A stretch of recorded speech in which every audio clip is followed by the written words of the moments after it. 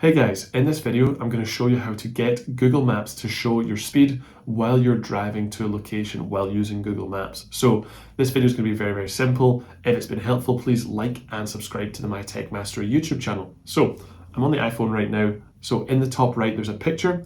It's my channel artwork. So go into there, and then near the bottom there's a gear icon and it says settings. Click in there. The first option is navigation. Click into navigation, and then down near the bottom we have the map display options that we can either toggle on or toggle off.